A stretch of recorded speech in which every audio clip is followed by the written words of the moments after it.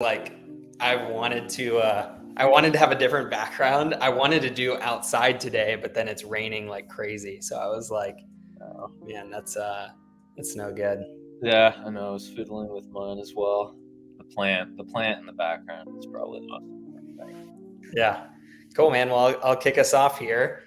Well, thanks for coming on the live vision selling interview is what I've called it. And what I mean by vision is the purpose of a vision is not so that you actually achieve it. It's who it makes you today, right? Kind of a little inspiration from myself.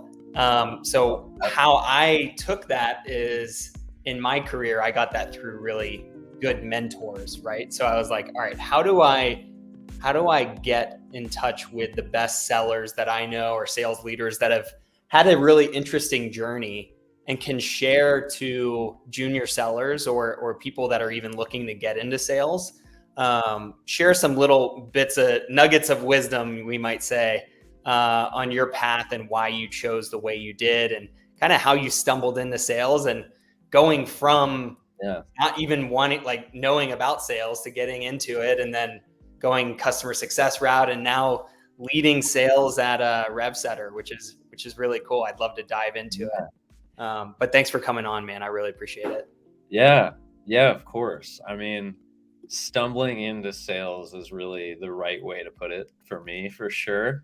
So yeah, meeting you in Nashville was great. And, kind of talking about our own journeys, I was excited to kind of, come on here. And I think that my experience kind of in tech and my career trajectory will hopefully, align with a lot of junior sellers today still. So some of the things are, a lot different, but a lot of the stuff, especially just like attitudes and, things that you can do to kind of make yourself a better seller are still the same. So definitely want to do that with you today.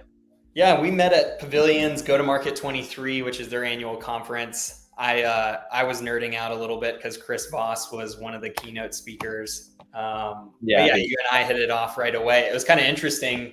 I saw a lot of similarities in our I guess careers because I've always been very heavily into prospecting and hunting and finding new deals. So then I created a company to kind of automate a lot of that. You yourself kind of went into customer success, and then it's great that now you're leading sales for a company that really helps customer success. So I found that similarity a little bit, and I thought there was a lot that aligned, and we had a contact in common, your best friend I went to college with. So it was a natural click. I love it. But yeah, I'd love to hear, okay, you weren't, like, what'd you major in college? Like, and then like, how'd you get into sales out of all things, right? Yeah. So I graduated in 2012. So it's been, a good almost dozen years now in the tech world. But originally what I'd been looking to do was kind of go into my concentration with either history or on the environmental studies and biology side. And I quickly kind of realized that it was really difficult to find a research position after college that was going to pay really well and kind of move fast. And so what ended up happening was, I didn't really know what I was going to do. It was summertime and moved back home. And the priorities that summer were finishing all of the Game of Thrones books and just making sure I would get out in the water in Southern California each morning. So that kind of took precedence. And then by the time, September, October rolled around, things were starting to get a little real and I was starting to feel the anxiety creeping in a bit. And I got a call from my cousin who was working for an HR tech company. And he asked me, hey, do you want to get into this entry-level sales role? You'd be making a lot of cold calls, but, you learn a lot. It's a good start. And, hey, you're unemployed and not doing anything. So it might be smart to kind of look at something. So, I started at this job and, it was really challenging. I was making a lot of cold calls, like 150 to 200 a day in the public sector. Yeah. So, it was a lot. You don't don't see or push for that many cold calls, I think, these days, but kind of speaks to how it's evolved a little bit. But I started working in tech, and I realized in sales together, and I liked kind of being on, the cutting edge, the front line of learning about new technologies and sales, which I didn't really know too much about other than kind of what everybody thinks when they see like a used car dealership or something like that. Like, I realized it was more strategic in technology, and specifically SaaS. And it was a lot of fun to kind of navigate and figure out actual business solutions and kind of see the ROI for clients that you were selling to. So I started to realize that, and of course there was the plus of kind of looking at my brother going, finishing law school and spending hundreds of thousands of dollars on it. And I just loved that in sales, the hard work that you put in, it was, in my eyes, it was like a true meritocracy. So you got out what you put in, and there was a lot of upward mobility.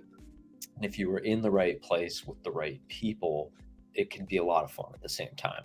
So that was really a blessing for me, kind of just getting that opportunity and having that first opportunity be something that I really enjoyed. So hopefully that portion kind of helps out junior sellers or people thinking about sales that maybe, they're not quite sure what they want to do, but, ever since then, I've really enjoyed it. And my journey's kind of spanned from, Australia. I was working in Sydney, had an opportunity to go over there and worked in sales for an advertising company. And then, That's badass. yeah, that was If you're a surfer, that's awesome. Yeah, Sydney's world class. I absolutely love Australia. So definitely need to make it back out there and see the old mates in the next couple of years. But yeah, so that was great. And then when I got back, that's when I went into CS. So was working at like a large global company, which actually did not have a new business sales office. So once again, I was kind of like thrust into this opportunity that I didn't know would be a good fit, but it ended up just being amazing. And then working in CS, working with clients, starting to work in management, managing a team, and trying to up my EQ and everything, self-awareness. And that's been kind of the journey that's really led up to this point. So yeah, I like talking about it. I like the hindsight view of all this is really positive. So good lesson learned for the rising junior seniors out there in college who don't know what to do. Sales is a great opportunity. And I actually had an interesting conversation with my co-founder and CEO. He's been my best friend forever. But Lee Rogers is my co-founder, and he actually went to medical school for a year and found out quickly that it wasn't because he didn't do good. He actually did great, but it just didn't want to go into the whole insurance, like dealing with insurance kind of game. So he actually went in and he's like, hey, I don't know what to do, but both of our dads did sales. Let's do it. And then it's kind of like, I don't know, it feels like you're living an MBA kind of, because you get to see all the problems and of all your prospects, and they have very different problems, but then you see a lot of similarities as well. And you get to really get a peek behind the covers on what challenges executives face. And I found that really interesting myself. Yeah. But very cool that you went from surfing to like, all right, now I'm going to just go try this sales tech thing. And now you made a career out of it. That's freaking awesome. Yeah. So I remember when we first met, you said, I was like, man, how'd you get into CS? Because CS back then was really not a thing, right? It was very new, or it wasn't like the most popular area that companies were investing in.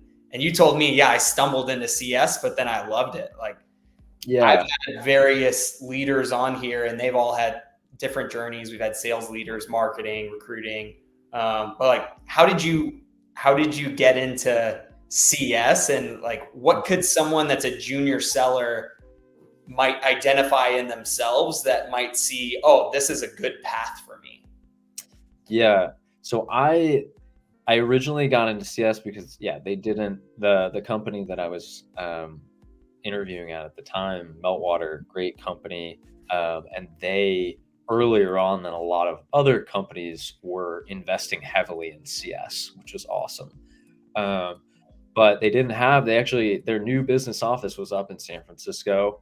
And, I decided, hey, like they said, it was pretty sales focused. I still enjoyed, speaking with clients, aligning and, working on mutually beneficial deals. And I thought I could kind of extend that in CS.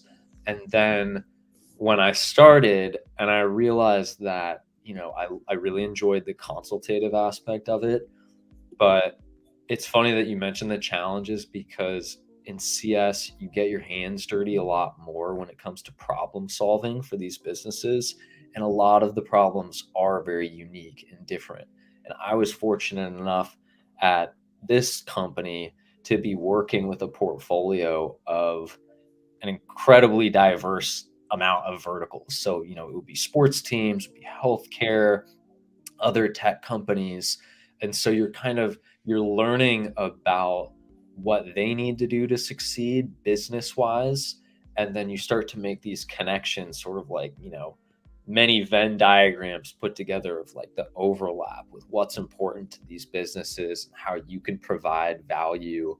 And for me personally, I had always been way more of, a relationship based seller, getting to know the prospects and, becoming actual, seemingly business colleagues with them.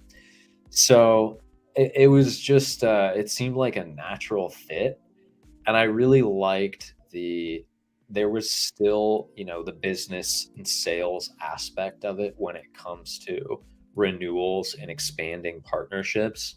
So I enjoyed kind of that whole thing coming together. And really, in time, what was cool was watching the tech industry, and SaaS as a whole kind of adopt the importance of CS. Right now it's everyone is really, looking to take care of their customers and expand those relationships. And that seems to have like taken on an importance that we haven't really seen before, at least over the last couple of years. So that's been really cool to see, kind of working in CS, realizing its importance, and how it all comes together. I think like the last thing I'd mention in CS, like you get to work more closely with product. You still work with the new business team as well. And, I used to love going to see our marquee clients, in a capacity that was like, we would be training, but we would also be showing new things and learning about their business on site. So yeah, it was just a good fit. Yeah. Yeah, I always thought it was interesting because like you start doing like QBR, like quarterly business reviews with these clients, and it's almost like you're an extension of their team and a trusted advisor. I always thought that was really cool. Just to speak to like the trends you're talking about, we've totally seen, like from an investor point of view, it used to be like, all right, it's growth at all costs. You're going to get all these big multipliers on all this net new revenue. But then over the last year, like most recently, like the last 18 months, it's all about net revenue retention, and LTV to CAC and all this different things. But like, how can we keep these customers happy and expand the customers that we have? And if you didn't have a strong focus in the customer success org, then that's going to be a pretty difficult challenge. So it's really interesting to me because I didn't always have this amazing view of CS, if I'm being honest. Like I was always the hunter, right? I was going to find new business. And it was like, oh, now I have to hand it off to this other team. But there's definitely cultures where those teams work very well together. And I know that's a lot of what you're kind of working on with RevSetter, and I'm sure we'll get into that in a little bit. But yeah, man, I really appreciate what you said there. So you've been in both sales and CS orgs. What's some of the obvious traits of what's good for both of those? And is there some overlap, or are you seeing like, oh, it's pretty obvious which way you're headed? No, there's definitely overlap with the best employees in general, because a lot of it is just your personality, your willingness to work as a team, desire to do more, all those little intangibles. I think for me, just interviewing people, like you can find great junior sellers, managers with a wide variety of different characteristics. There's just like a couple core things that I think really matter, and that like I would try to give some things that I always wanted and then would try to give to junior employees, like a sense of purpose, really. So like knowing what you're going to be doing, knowing why you're doing your job, getting up each morning, knowing what you have to do to hit your targets specifically, and also being excited about knowing what the future can hold. So a lot of times, when you're, let's say you're in, new business sales and you're maybe an SDR, it's good to know about the possibilities that potentially, your work as an SDR could really pay, a lot of dividends as a CS representative later on. So kind of having a sense of what the future has in store for you if you go certain ways, and kind of having multiple paths. Um, and then, you need to be, if you're going to go into CS, and really like up your product knowledge, up your business acumen, because you're kind of diving a little bit deeper with clients. You do need to be really excited about the product in general. You need to be excited about what you're selling. You need to believe in it, and you need to see it in action. I think like that's the most important thing, the most revealing things a lot of the time. When you're in new business and you have a great deal process, close a deal, you help with the onboarding, good kickoff call, but really, new business reps are kind of hands off after that point. But seeing the actual tool that you're providing in action, give value, and then go all the way through to the year when it's renewal time and you expand the relationships, it gets you excited about the business in general. So you can say a lot of things about motivation and drive, intelligence, like all these loyalty qualities, but like really for me it is that attitude thing, and a good attitude with that, a sense of direction, a sense of purpose, and a sense of kind of knowing what the possibilities and opportunities are if you hit certain targets. That's really the most important thing for these entry level guys and gals. Yeah, and I'm sure, so one of the hardest things to do is kind of create these, I'm sure you're partnering with marketing and all this to like measure impact and create case studies and get customer quotes and like all the things that are very important to market. So then that can go out and drive leads to bring into the new business sales team. So it's like, it's really all connected. How difficult is that from just a customer success side? Because some of these things is really hard to quantify, like impact and all that, like hours saved and dollars saved and pipeline created and all this stuff. Yeah. Just curious to get your perspective there.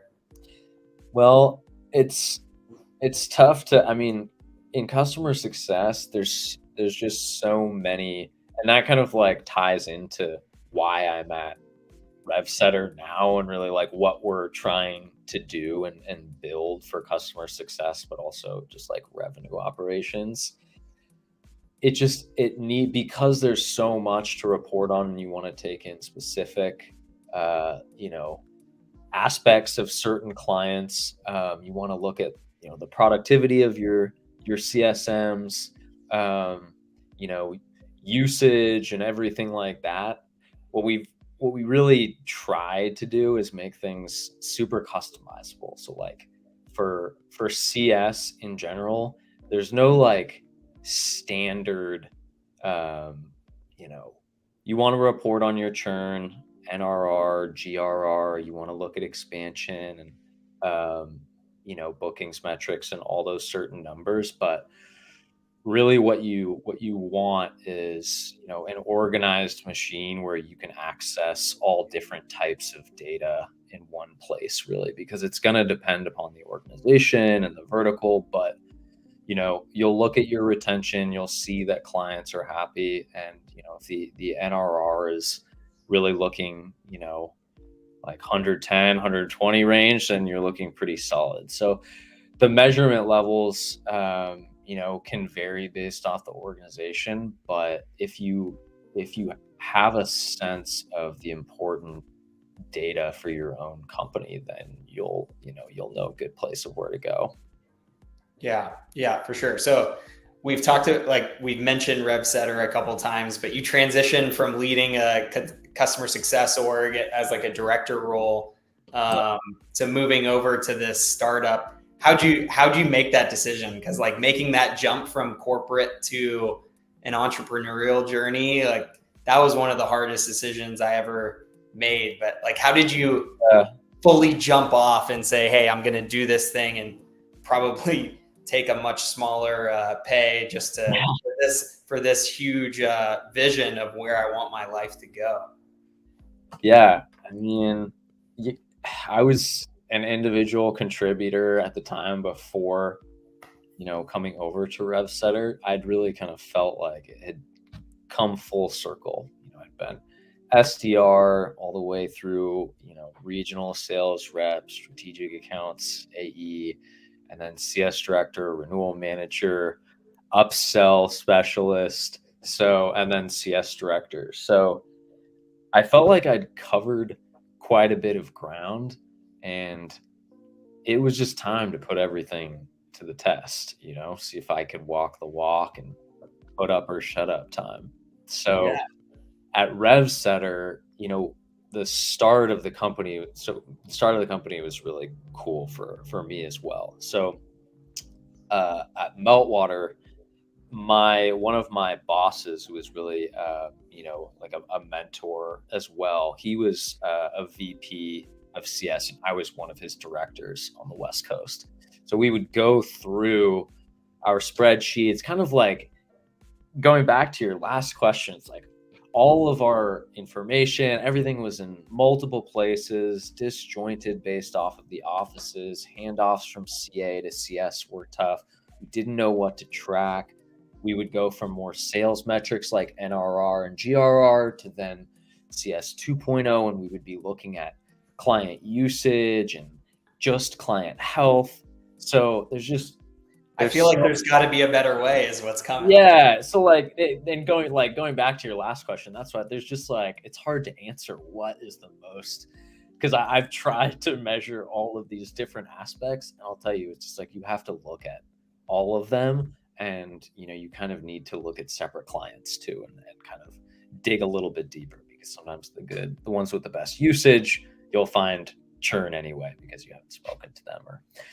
But anyway, so we would go through all of these problems in CS, and so and his name's Haidar Al-Saad. He's our CEO, and he started his own company, RevSetter, where I'm currently at, like 3 years ago, just building a product that was going to solve these headaches for CS.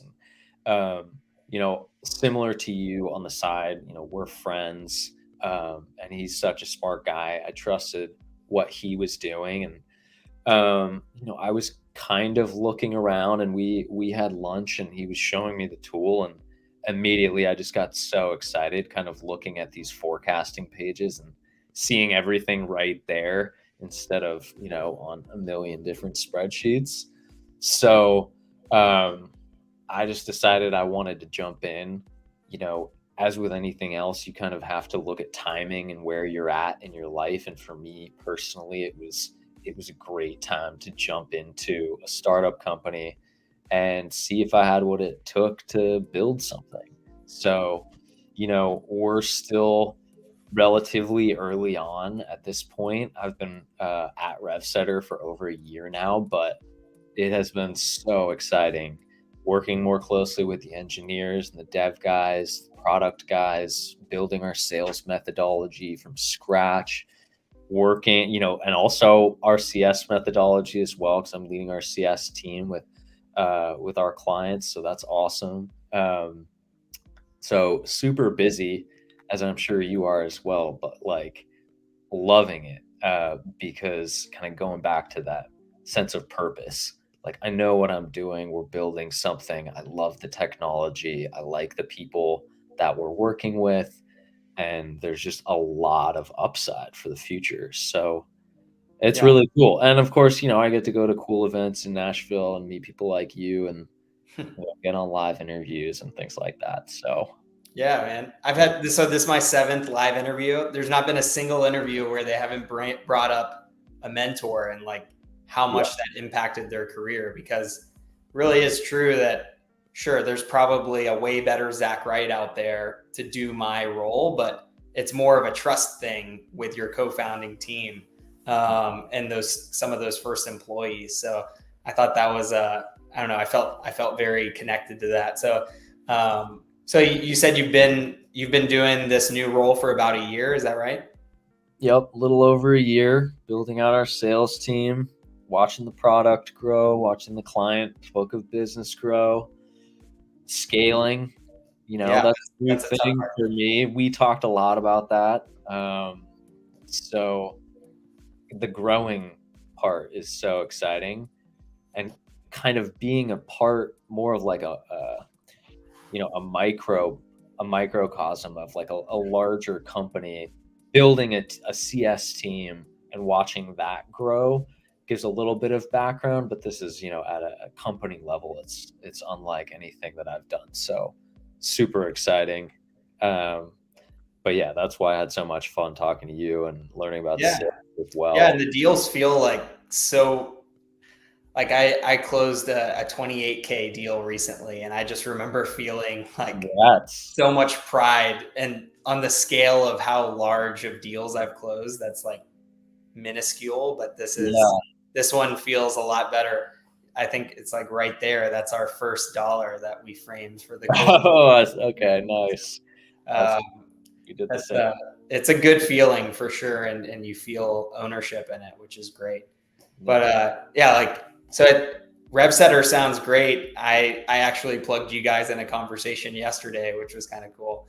Tell us just before we go, like, how can people follow your journey and RevSetter's journey, and what would be a good fit for like someone out there, maybe if they wanted to work at RevSetter in the future, or if a potential customer was on here, like why would they work with you guys? Yeah, definitely. Well, I think first of all, for me personally, I'm not much of an influencer. So you can just follow me on LinkedIn, and then for RevSetter, we have our RevSetter LinkedIn as well, and our website, just RevSetter.com. Been working on that recently as well, so that's been cool. I did want to plug one event too that we're doing tomorrow called Demo Palooza. That's hosted by our friends at Gain, Grow, Retain, which is this big customer success and operations community. So we're going with a lot of our competitors and other similar technologies have gone also, but we're going tomorrow at 9 a.m. Pacific, 12 Eastern. So if you want to check us out and you have like a little bit of time on your Friday, that would be awesome. It'll be like a 20-minute high-level demo given by our CEO. And then really, for us, we're trying to work with, smaller to mid-market businesses, but also a lot of startups who are trying to grow. Maybe they don't need some of the legacy players out there that you need maybe an admin to work out and control your book of clients. So we're trying to be a nimble provider for companies that are growing, from a couple million ARR or less, all the way up to 100 million or something. So yeah, we're really trying to help those guys out, and in doing that, we're trying to make it so that you get up and running fast, you can plug in and integrate any data you need, and you can just customize any page that you want. So all of those other tech companies trying to grow, and we'd love to partner with you guys. So that's kind of my little spiel. Yeah, I saw a demo. I think it was a weekend. It was either a week or two ago, and it was funny because I'm going through CRO school with Pavilion, and there's like this long, drawn out thing of how to get your LTV to CAC real quickly. That's like lifetime value to customer acquisition costs, and it was like, okay, it used to be 3-to-1 is like a really healthy business, and if you go higher, that means you're like ready to hire more people. And Sam was telling us, the CEO, that okay, it's now more like 5-to-1, and I was just complaining to Will that this was so hard to calculate, and he was like, "Oh, well, we do that for our customers in our like analytics portion of our RevOps portion of our platform." So I was like, "Damn, that's really cool."